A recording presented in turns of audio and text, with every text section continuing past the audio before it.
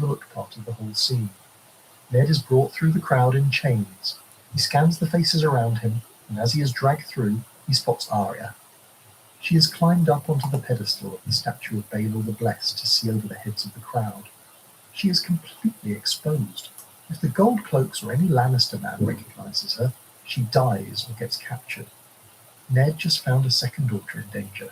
In the same instant, he spots Yoren, the Night's Watch recruiter who had come to King's Landing to collect criminals and debtors for the Wall and who had met Ned before.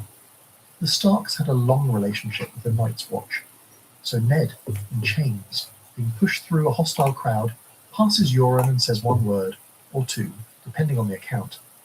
He mutters Baelor as he passes, then twists back and says it again, quietly enough that the guards around him don't pick it up. But Yoren hears it, recognizes it as the name of the statue Arya is standing on, looks up and sees her. That single word, delivered while walking to his own execution, saved Arya Stark's life. Yoren grabbed her, held her still, covered her view, and kept her from running into that crowd. Without it, Arya pushes through to her father. She's a girl carrying a sword in a crowd loyal to the crown. She gets cut down or captured, and everything that follows, Braavos, the Faceless Men, the Night King's death at Winterfell, none of it happens. Ned did that while in chains, while about to die. That is not an accident. That is the mind of a man who is still fighting with every tool he has left. Note worth flagging here, in the books, George R. Martin does not specify that Ned signalled Yoren at all. Yoren appears to find Arya in the crowd more by chance. The Baelor signal is a detail the show added, and it is one of the best things the show ever did because it makes the execution scene even more about Ned's last act of fatherhood, rather than just his death.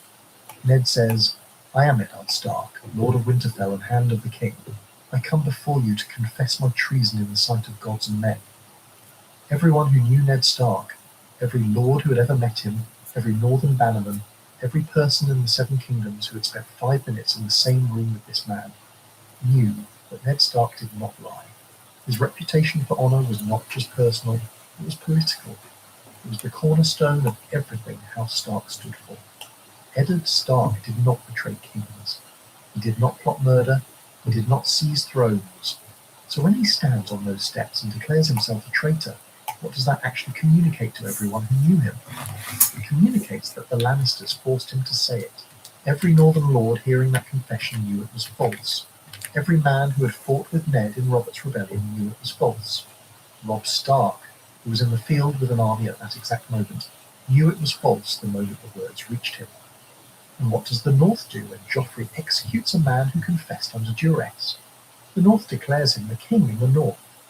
Rachel Umber stands up at the War Council and says, "Why should they rule over us from some flowery seat in the South? What do they know of the Wall or the Wolfswood?"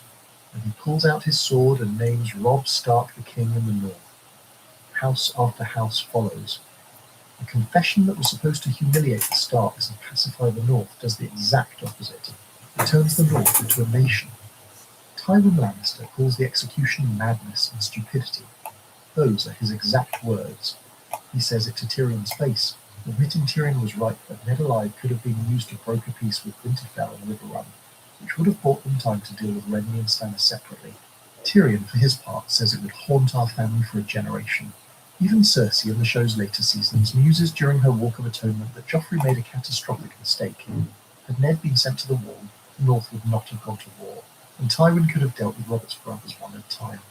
But Joffrey was a child with a sword and no one to stop him, and in overriding his mother, and ignoring Varys and the High Septon and everyone who begged for mercy, he triggered the war that ultimately destroyed his entire family. Let's be precise about what Ned set in motion. Not because he planned every detail, he didn't. He was a man in chains who was about to die. But the pieces he moved in his final hours had consequences that outlasted the Lannisters by years. None of these outcomes are an accident. Some are luck, some are consequence, and some are the direct result of a man who, even in his final hours, was doing exactly what he always did, protecting his family and being honest about who the enemy was. Now, let's come back to those final seconds on the scaffold. His daughters are in the crowd. Sansa is watching. Arya has been seized by Yoren and cannot see. Ned kneels, he closes his eyes, and he whispers, Sean Bean was asked about this moment years later in an interview with HuffPost. His answer is simpler than all the fan theories. He said he was just saying a prayer. He added, "I couldn't be too specific because I don't know if religion like that was around in those days, and whatever they were. I just thought, what would you do if this were really going to happen? You probably would pray. You probably would murmur some words and you'd keep it quiet. You'd keep it to yourself." So it was Bean's own instinct, not any scripted line or researched ritual. He kept the words to himself. Whatever he said, the camera never tells you, and Sean Bean never told anyone. Ned Stark worshipped the old gods of the North, not the Seven, not septs and high septums and marble statues. His gods lived in the godswood, in the weirwood trees with their carved white faces and red leaves. His faith was something quiet and personal. He prayed in silence before trees, not in front of crowds. So in his last moment, surrounded by enemies, on stone steps in a city built for someone else's gods, he went back to his own. He said what he needed to say, quietly, so no one would hear it and no one could take it from him. That, honestly, is the most Ned Stark thing in the entire show. Here's the part that almost no one talks about, but it's the most telling thing about who won Season 1. Track what happened to both houses after that execution. House Lannister. Joffrey is poisoned at his own wedding. Tywin is shot with a crossbow by his own son on a toilet. Cersei loses all 3 of her children. Jaime loses his sword hand and then his life. The cellar is poisoned. Tommen jumps from a window. Kevan is assassinated. The Lannister seat at Casterly Rock is sacked. By the end of the series, the Lannister line is completely extinguished. House Stark. Robb dies. Catelyn dies. The North is occupied. Ned is dead. It looks like a wipeout. Until you follow the children. Sansa Stark becomes queen in the North. She rules Winterfell and eventually takes back everything her family lost and more, as an independent queen of an independent kingdom. Arya Stark becomes the person who kills the Night King, the singular most important act in the entire history of Westeros. Bran Stark becomes king of the Six Kingdoms. Jon Snow, Ned's warden nephew, becomes a legend across 2 continents. Every single Stark child that survived outlasted every Lannister. Ned's house won. It didn't win cleanly. It didn't win the way Ned planned, because plans rarely survive contact with Joffrey. But the children lived, they fought, and they came back for everything that was taken. The Warden of the North lost his head. His family kept the North. So the next time someone tells you Ned Stark died because he was too honorable to play the game, you can tell them this. Ned Stark played the game. He played it in a dungeon with no sword, no army, and no allies. He played it with the one thing no one in King's Landing could take from him, his reputation, which he turned into a weapon by voluntarily destroying it in public.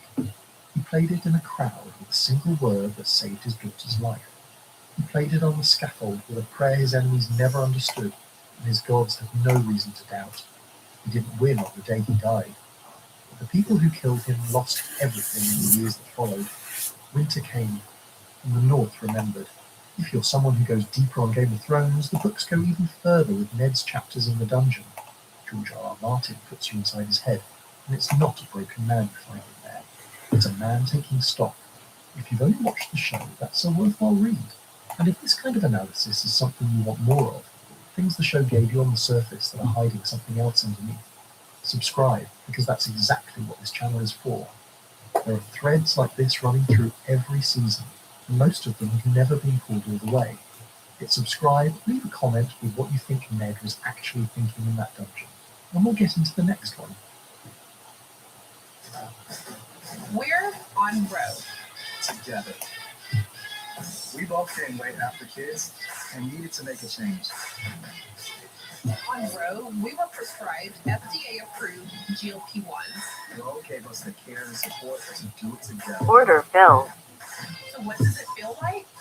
Like we got this. We're the Taylor family. This is us on road. Dump the clump. Gillette Clear Gel goes on clear and starts working immediately.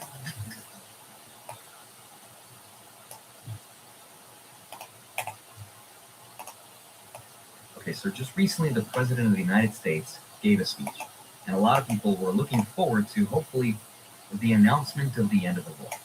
But that's not what ended up happening. President Born in Iran, the entire country could be taken out if they do not make a deal. Every bridge in Iran will be decimated by 12 o'clock tomorrow night, where every power plant in Iran will be out of business, burning, exploding, and never to be used again. I mean, complete demolition. In the middle of that speech, the stock market futures dropped. Oil went up even more than before, and Bitcoin went down. Order filled. And it's all because the Strait of Hormuz, the most important oil choke points on Earth, responsible for 20 million barrels a day, is still closed. We know it's closed because of the most important chart you can look at today, which is this one. It shows total tanker transit calls, which are still down. Now, some people believe that if this strait stays closed for another 2 to 3 weeks, which is virtually guaranteed at this point, based on what the president is saying, the global economy will then reach a breaking point where even if the war stops, it might be too late, and it would start a crisis all around the world. And there's a theory that this crisis was planned as a way to bring about a major change to the world and the monetary system. That's because every crisis has always been an opportunity.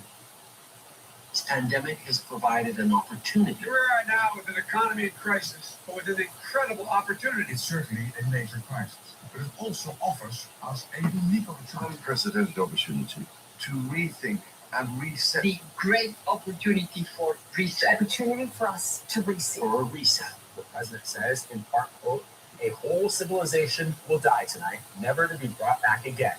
I don't want that to happen, but it probably will." Now, what's interesting is that if you look throughout history, every single time there has been a crisis, the end result was more centralization of wealth and power. And here's a few examples. In 2008, the financial system almost collapsed.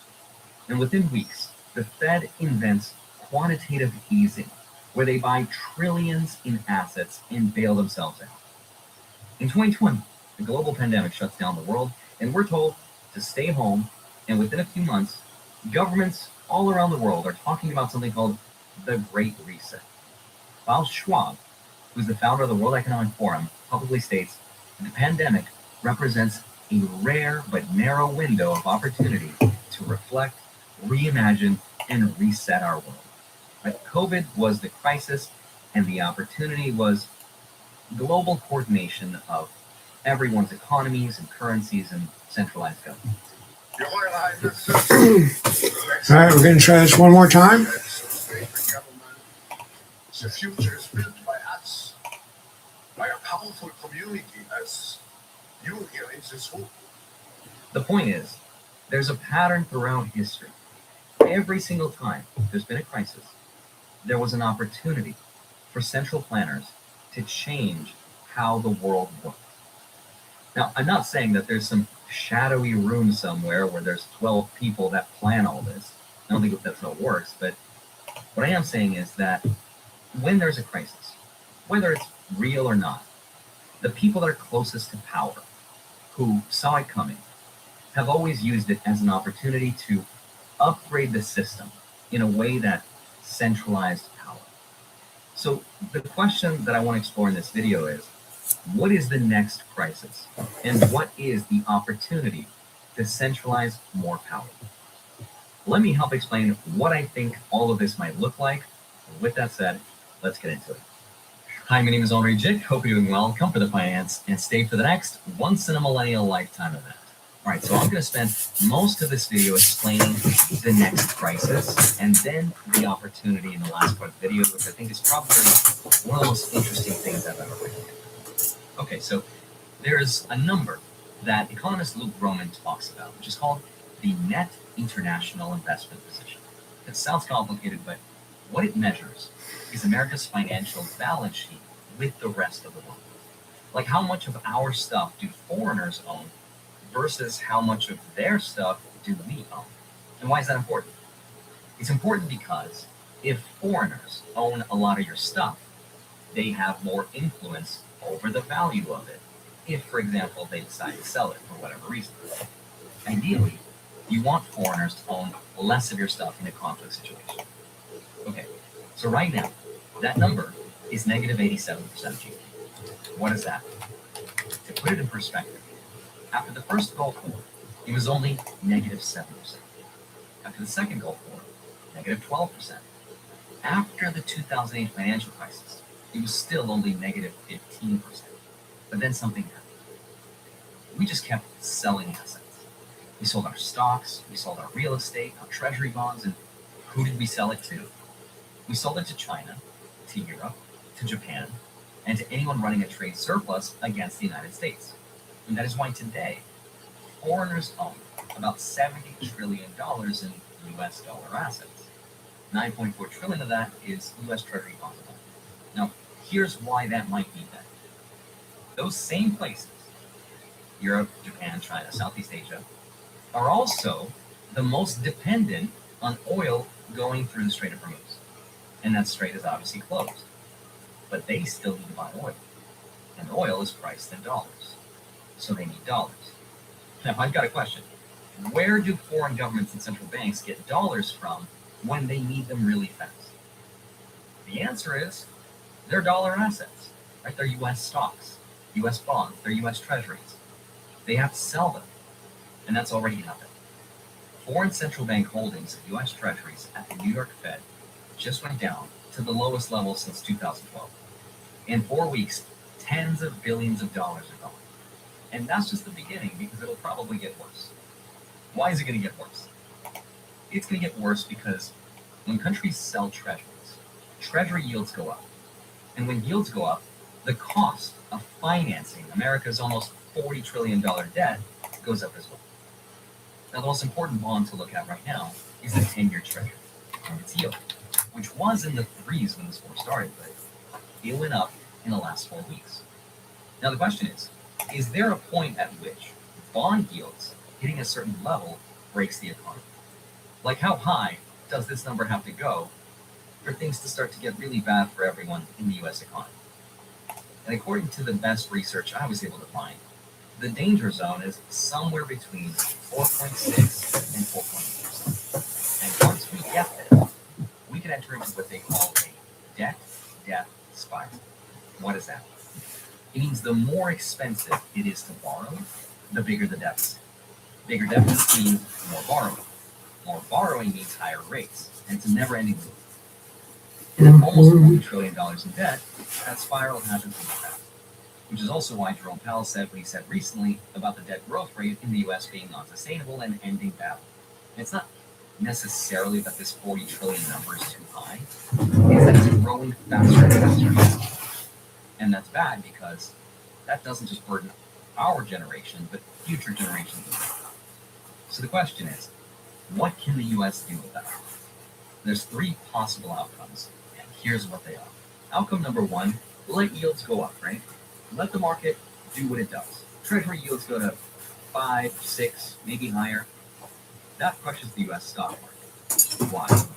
Because investors would rather take a guaranteed 5 to 6% return in the bond market than risk it in the stock market.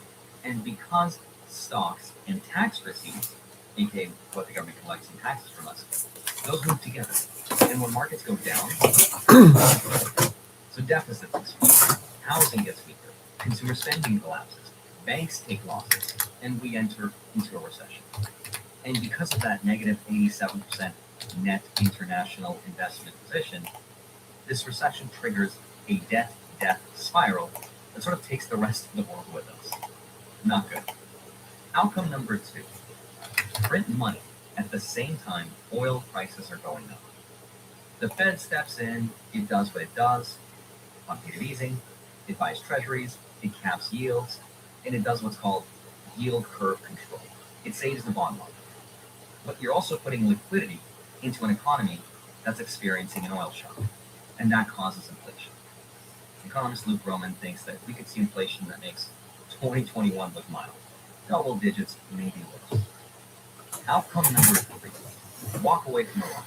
Just announce, okay, we won, we're leaving now, and we did it, which might sound like a good option, except here's what's going to happen if the US picks option. The rest of the world watches America start a war. It watches the US fail to reopen this major shipping line. and the world watches as the US retreats. Okay, why is that bad? It's bad because if the US picks option 3, the world then realizes that the US is not as powerful as it used to be, and it doesn't have the influence to restore order. The policeman of the world sort of lost his gun, right? So the media will then start putting out headlines that read, "Is Iran the US Suez Canal moment?"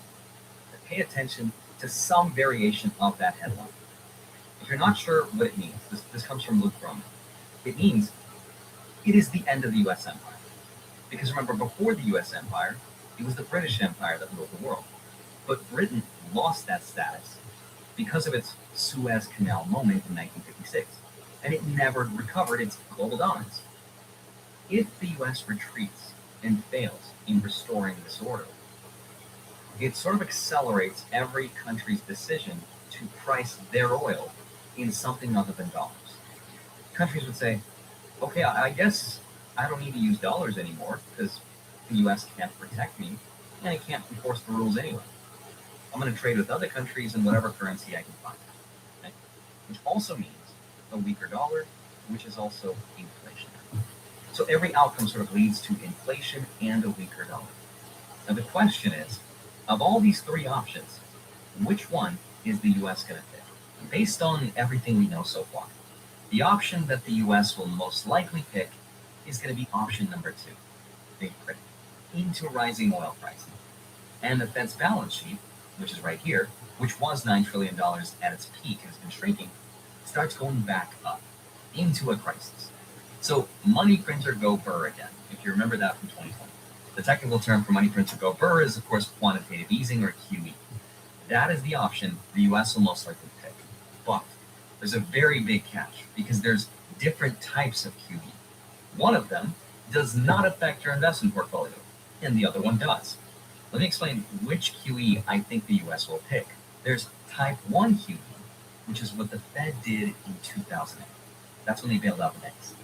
It's considered non-inflationary. It did not trigger a spike in asset prices. The rich did not get richer. Well, technically, yes, the bankers that got bailed out got richer, but the market assets did not inflate. Why?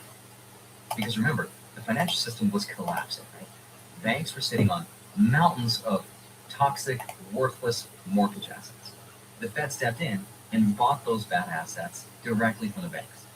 That cleaned up their balance sheets, right? At face value, there was no new money that entered the broader economy.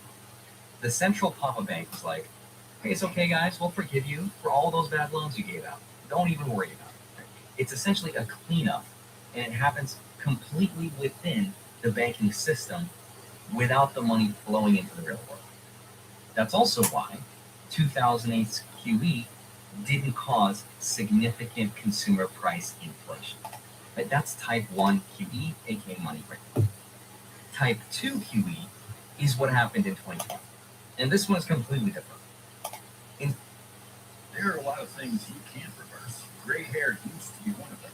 Now, there's Just for Men Gray Reverse, a daily serum that tells your hair to start making color again, with best results in about 90 days. Get your color back.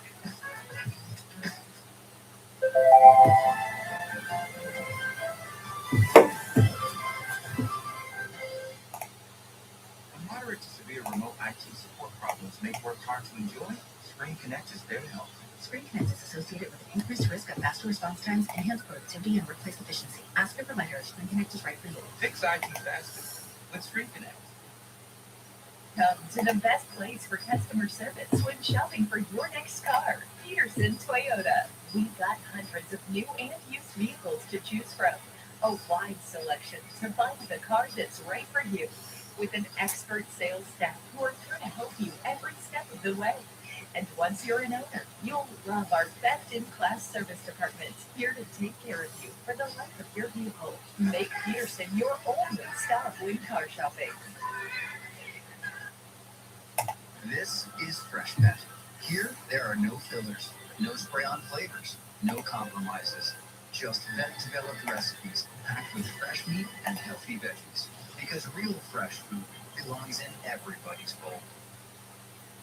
Instead of buying assets directly from the banks and then just forgiving them, The Fed bought assets from non-banks and corporations and pension funds and regular institutions.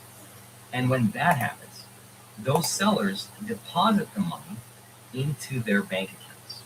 So banks are now forced to create new deposits. New money floods into the broader economy and people have more buying power.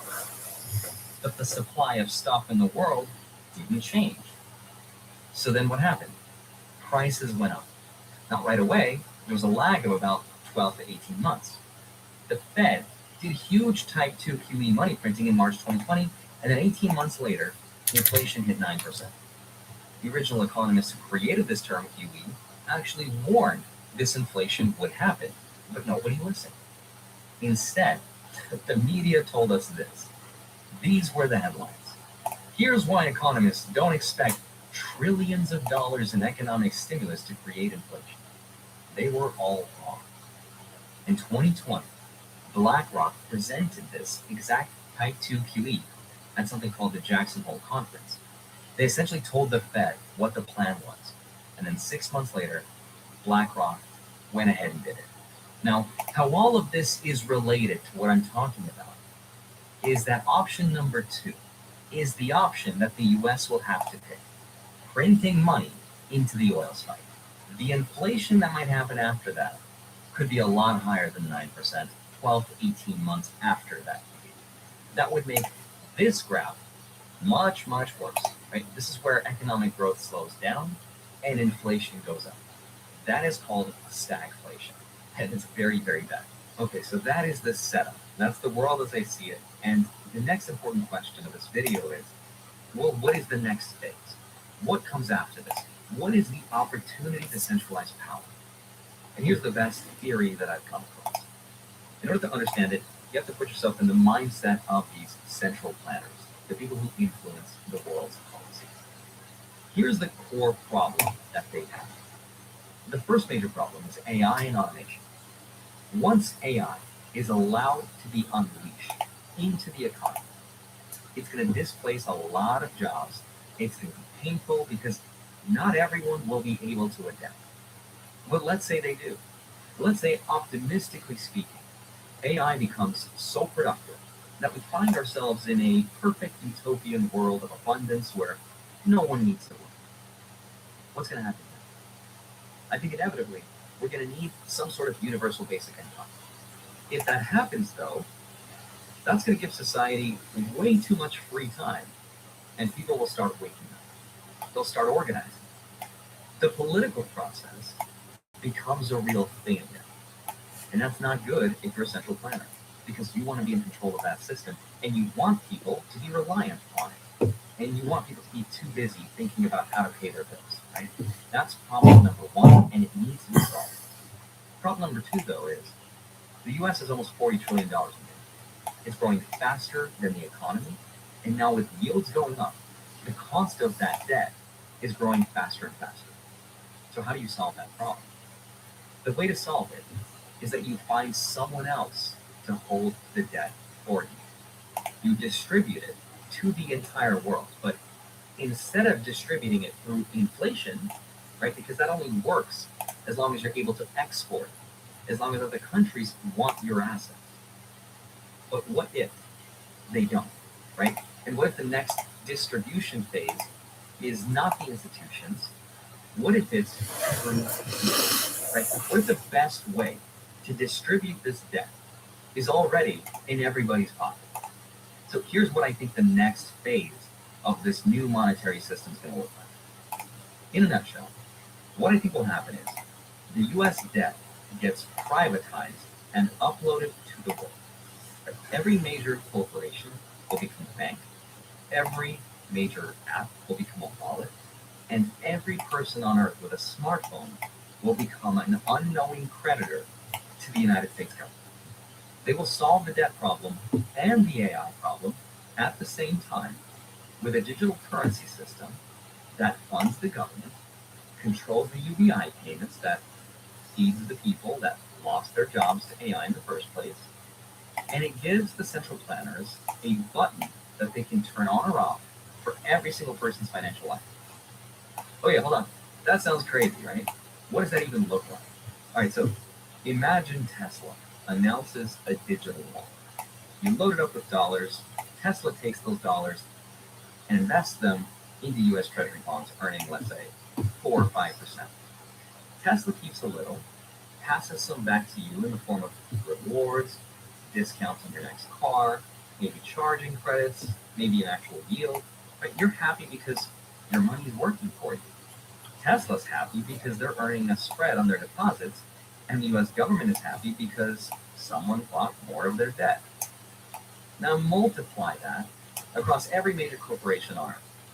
You'll get Apple Wallet, Amazon Wallet, McDonald's Wallet, Google Pay with yield, every airline, every retailer, every platform we already use. All of them will become distribution channels for U.S. government debt. All of them holding U.S. treasuries as the backing for whatever digital asset or rewards program they'll offer. Now, if that sounds like some crazy theory, this is literally what the legislation moving through Congress right now requires. It's called the Genius Act. And what it says is, any company that wants to issue a stablecoin, a dollar-pegged digital asset, must hold U.S. treasuries or equivalent safe assets as the backing, dollar for dollar. Which means corporations will have to buy real government debt first. And this has already been successfully tested with a company called Tether, the company behind the biggest stablecoin in the world, that holds over $120 billion in U.S. treasuries right now. And that makes them one of the biggest holders of U.S. government debt on the planet. In fact, bigger than some countries. And Tether was the system's test. Now, imagine this same dynamic, but with the brand recognition of Tesla, the distribution of Apple, the loyalty programs of every airline and retailer we already use. You're not asking people in Argentina or Vietnam to trust some sketchy crypto company they've never heard of. You're asking them to trust the brands they already love and use in their own countries, brought to them by the courtesy of freedom. And in exchange for that trust, they'll get yields, they'll get discounts, they'll get utility, they'll get to protect their savings and purchasing powers from the corrupt dictators and governments, right? Now, behind the scenes, they become creditors to the United States government. That is how you offload trillions and trillions of dollars in debt globally.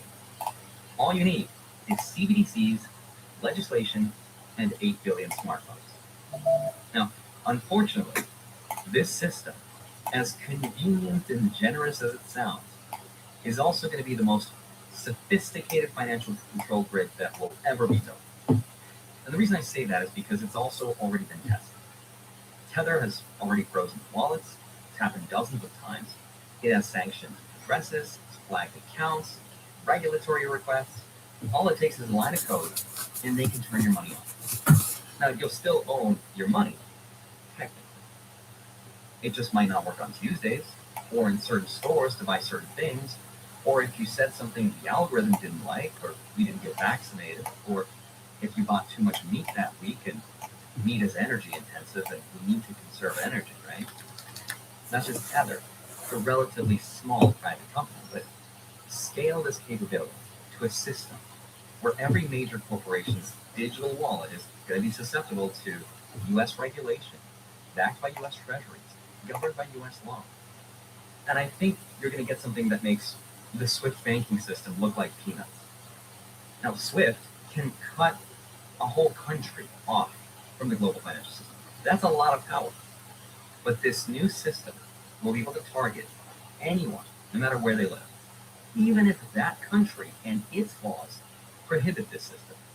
It's already too late. It's outside their control. So what are they going to do to fight that? You will start seeing them disable the App Store and turn off the internet. That's how they're going to fight it. And the beautiful, or maybe the terrifying part about this, is that no one forced anyone into this system. We've already all signed up to it. So I don't know what the next crisis will be. Whether it's going to be stagflation, hyperinflation, nuclear war, a 9/11 type event, a false flag, or maybe energy lockdowns where no one can travel. But regardless of what it ends up being, I think this digital financial control grid with CBDCs, is their opportunity. Now, the question I have for myself is, what can I do to protect myself against any of this? And the great piece of advice I saw was from Catherine Austin Fitts, who says, there's 3 things you can do. Secure real assets, use cash and build local, skill up and network. And I think that's good advice. Beyond that, the way I'm thinking about this for myself is to self-custody. I want to own and protect my own assets. If I can hold a physical version of an asset like silver or gold, for example, I will prefer that to the ETF version. Physical gold is the oldest monetary asset in human history because it doesn't need an institution or network or a government to work. Because remember, in 1933, Roosevelt made it illegal to own gold and stole it. Could that happen again? Maybe. But physical gold held privately is still the hardest asset to track and freeze and digitally disable. There's been money for thousands of years for a reason. And it's the same concept with Bitcoin. I've always preferred to self-custody it rather than buying the ETF version of it, which is also why I teach people how to do that step by step in a link down below, because I think there was a cost to guaranteed safety. I'm not willing to pay it. Now, the third thing I'm doing is trying to stay informed, because the most dangerous thing about this whole system is that it's complicated, and it's supposed to be. And most people, I think, will walk into this without understanding that this is happening. The people who do understand will hopefully make better choices. They'll hold assets outside the grid, and that is why I like to make these videos. I genuinely believe that understanding this stuff, even if it's wrong on the specifics of it, but right directionally speaking, that it puts me in a better position. But regardless, I highly encourage you to please do your own research. You can also find my personal portfolio and track your own investments at funvest.com. And if you're interested, Webull is still running a promotion where if you fund your account, you can walk away with a free $60 cash bonus. If you bring in over $100,000, that jumps to a 4% match, so $4,000 free on $100,000. So they'll also cover up to $100 in transfer fees. And the nice thing is, Webull is SIPC insured, so your investments are protected up to $500,000. And I've been with Webull for over 6 years now. The link is down in the description as well. In the meantime, I'd love to hear your thoughts and theories and what you're doing to prepare. As always, I hope you have a wonderful rest of your day. Smash the like button, subscribe if you haven't already. I'd love to see you back here next week. I'll see you soon. Bye-bye. Get fast and reliable Sparklight internet. Visit sparklight.com. Spring isn't just a season, it's a feeling. Refresh your living room, bedroom, and dining room with savings up to 50% off. Plus, enjoy up to 60 months, no interest financing. Visit a More Furniture showroom near you or online at morefurniture.com.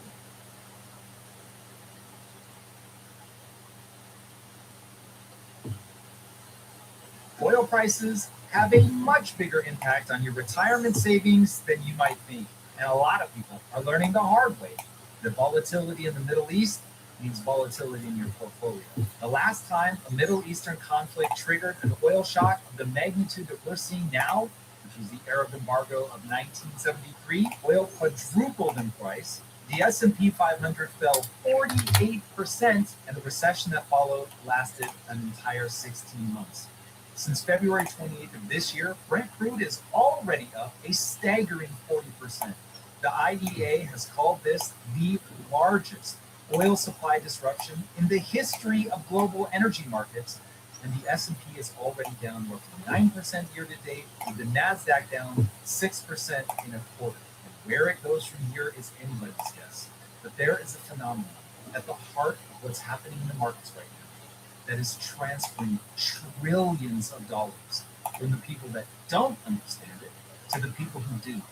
And my goal right now is to get you on the right side of that transfer. We've all been watching the markets whipsaw back and forth like a drunken schizophrenic, way up 1 minute, way down the next. Trump posts that negotiation with Iran are going well, oil drops, stocks fly, but then Tehran rejects the ceasefire and oil spikes, and the markets 2% to 3% swings in either direction can happen on any given trading day, based on a single statement from a government official. The financial news right now is wall-to-wall panic, and nobody seems to have a consistent answer. In the middle of all that noise, how are you supposed to invest? Now, I'll say this, it's a lot less confusing when you understand why the market swings so wildly. It is not random at all. And once you see the string of cause and effect, your path forward becomes clear. We're going to talk about that today in 4 easy parts. Here's what I'm going to show you. The Federal Reserve, the single most powerful economic institution on the planet, is structurally trapped. And the thing that's holding it hostage is oil. Specifically, the price of oil as modulated by the freedom of the Strait of Hormuz. Now, as long as that's being restricted by Iran, the Fed cannot come to the rescue of the global economy. And if investors believe the Fed can't help, the stock market will keep doing exactly what we're watching it do now, swinging violently in both directions, while most retail investors are making the worst possible decision at the worst possible moment.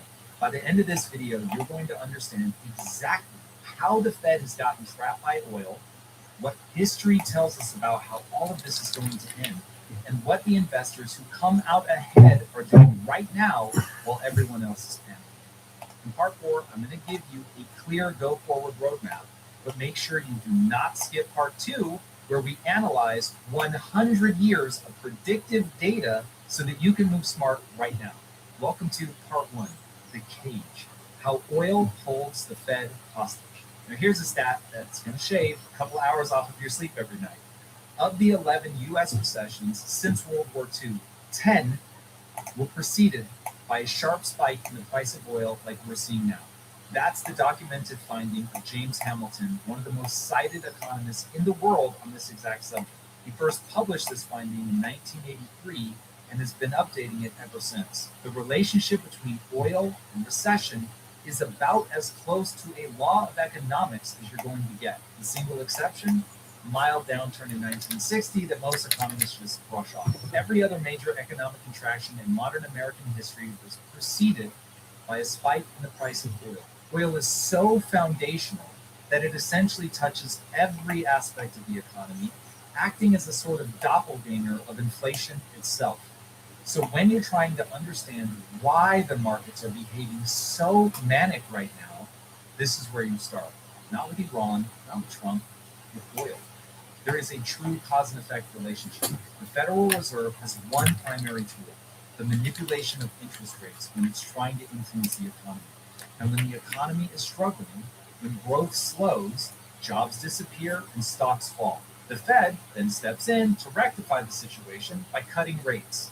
This causes money to become cheaper to borrow, and when money is cheap to borrow, people borrow more of it. No surprise there. And when there's more money to go around, people hire more, they build more, and buy more, and the economy is thusly stimulated. That's the playbook. And that has worked for roughly 100 years. But oil just shreds that playbook every time it spikes. The price of everything that runs on energy goes up when oil goes up. That's not just gas at the pump. That's every product that gets manufactured, packaged, and shipped across this country or any country. It's your grocery bill, your Amazon order, and the cost of just running every business in America. All of it climbs together when oil climbs. And when prices climb across the entire economy, we call it inflation. It's technically not, but the difference will only confuse people right now, so I'm going to set that aside. Its impact on the economy is identical to inflation, so for the sake of what we're talking about right now, I'm just going to call it inflation. Once oil-created inflation gets going, the Fed has a problem, because if the Fed cuts rates when inflation is already rising, it runs the risk of turning economic stimulus into runaway inflation that absolutely destroys the working and middle class, the 90% of people who work for a living and own no meaningful amount of assets. The people on the bottom side of the K-shaped economy, they just get hammered and hammered and hammered by this. Now, in this scenario, the Fed would be flooding the market with cheap money.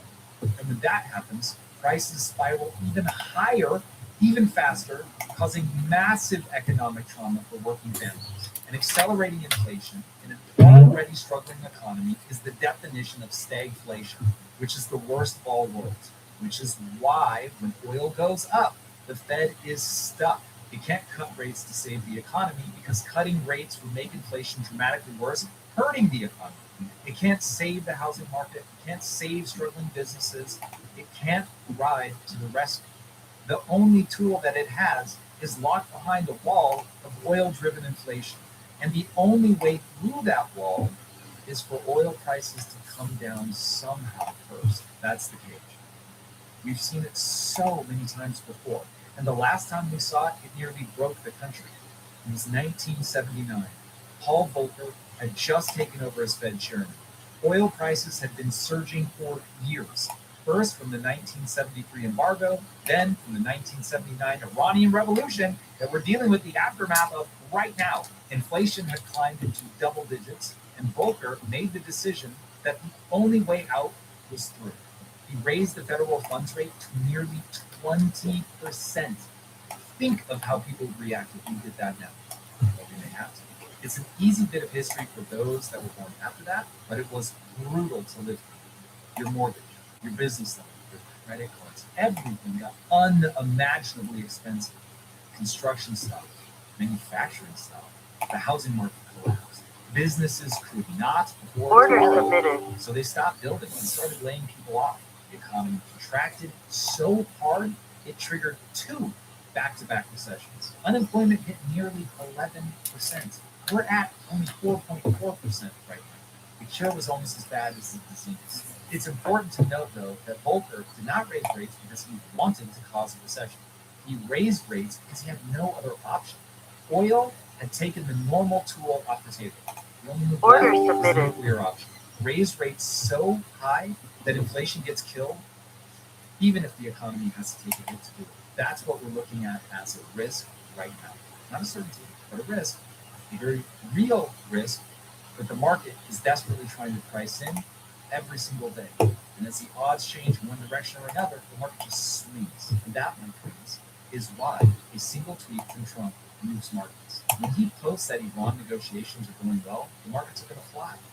Oil's going to drop. Why? Because there's a straight line from getting a deal with Order Iran, submitted. to the Strait of Hormuz reopening, to oil prices coming down, to thus easing inflation fears, to the Fed can now cut rates again. And therefore, when the rates are being cut, the economy will start Order growing filled. without triggering runaway inflation. Now, money is always chasing a return. This is something I think people lose sight of, much to their detriment. And it seeks a return, most especially Order for submitted. late-stage empires like ours that have a $39 trillion deficit and no end in sight for more deficit spending and money printing. Because in that scenario, prices are going to inflate, assets are going to inflate, and you have to put your money somewhere to hide from the negative side of the inflation and take advantage of the assets going up. And if you don't do that, you're going to get poorer every day. So savvy investors are super paranoid and extremely reactive in moments like this. So money's got to go somewhere. They can't just sit back and wait things out. They have to be proactive. Same thing in reverse when Tehran comes out and rejects the ceasefire. Oil spikes. Inflation fears spike. Investors panic again. Order about the submitted. Fed being unable to cut rates and stimulate our way out of the problem. And because of that, people panic sell, causing the market to crater. Now, hopefully, what you can see now is that none of this is random. Every swing you're watching is the market pricing in the probability that the Fed has either just lost its tool or gotten it back. Recessions often last for over a year, and no one wants to be caught naked investing in the wrong thing when the tide goes out. That's why the Iranian regime knows they don't need to win the military conflict to win the war. They just need to keep the Strait of Hormuz disrupted long enough to send oil prices up, or long enough that the U.S. loses the political will to fight. When the Fed is rendered useless, the United States is the one that absorbs the most political and financial pain of a protracted global recession. That's Iran's leverage to play. That's why the market is swinging the way that it is. And that's why Trump's words move oil, and oil moves everything else. But here's the question that actually matters the most to your money right now. Does the cage that the Fed is in always hold? Because if you look at our history, not theory or punditry, but the actual 100 years of data that we have, a very clear answer to that question begins to emerge that will inform how you should be investing through all of this right now. Welcome to part 2, the pattern. 100 years of data on what's going to happen next. Here's where most people make a catastrophic mistake. They see the Fed's cage. They feel the fear as the markets go up and down with seemingly no reason whatsoever. And they're watching their portfolio bleed out on the down days.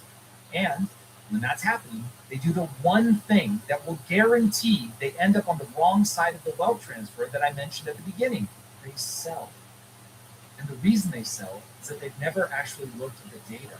So when something goes down, they have this fear that it's going to be down forever. They get bamboozled by the headlines. They listen to the punditry instead of looking at the data. If they looked at the data, they wouldn't sell in moments like this. So let's look at the data.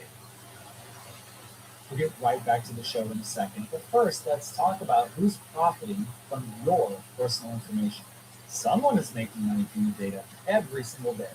You just don't see the transaction. Data brokers collect your personal information and sell it for profit. Your address, your phone number, your email, your social security. Yes. It's bought and sold constantly without your knowledge or consent. Scammers buy it for identity theft, spammers buy it for targeted harassment, criminals buy it to find you. And the crazy part is, it's completely legal. The solution is Incogni. Incogni tracks down your data across hundreds of data broker sites and removes it automatically. You authorize them once, they handle everything else. They remove your data and keep it removed with repeated requests. Plus, with custom removals, you send them any link where your data appears and their team will remove it. They can't harm you if they can't find you. Go to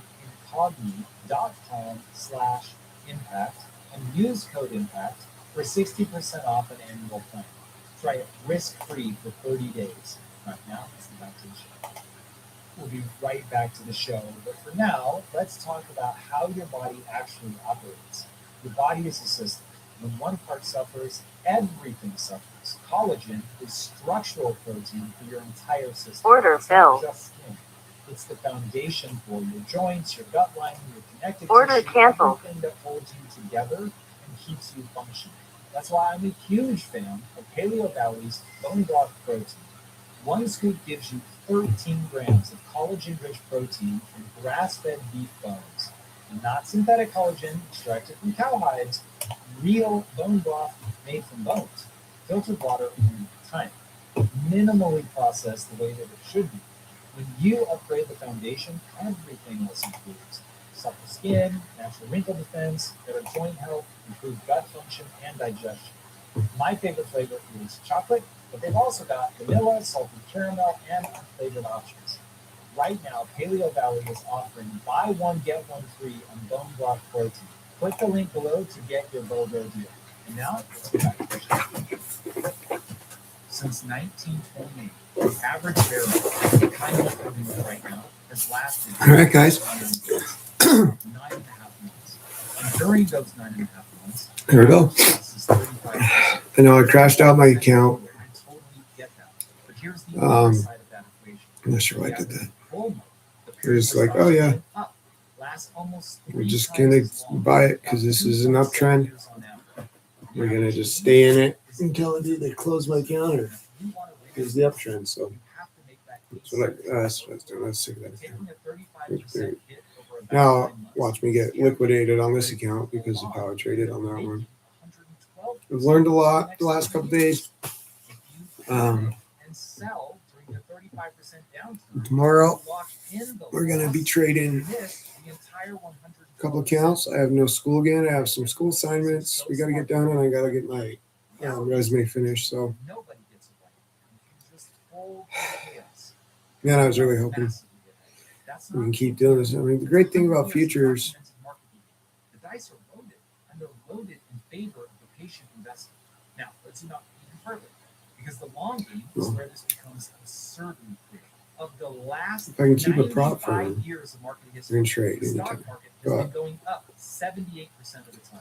Bear markets, We will. the events that dominate the headlines, account for less. Expensive to trade outside of market history. intraday They're hour. consistently shorter and less severe than the bull runs that follow them. And here's the stat that I hope will I'm just gonna have to change how you think about investing. think about Over the that. last 82 years, 100% of But all I gotta get a job. 20 Gotta get some money in. S&P 500 That's the goal. have This been month.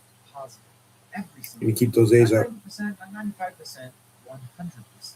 There has never That was been, definitely, you saw that, right? Like the uptrend, not once. That includes the long trend is up. to the stagflation. I think it's consolidating. Yes, even the lost And it's about to fall, dot-com but crash in 2008 financial crisis. it's kind of what it looked like, right? And left it alone for 20 We had that years, really you long would have made uptrend, and then it That's the most consistent consolidated, and we had a history of crash. modern finance. And the crash wasn't very I can long, hear you through the comment section already.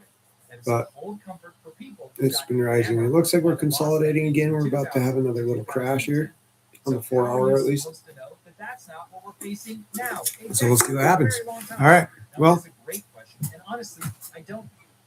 Nobody knows. But let's look at what actually happened during the lost decade.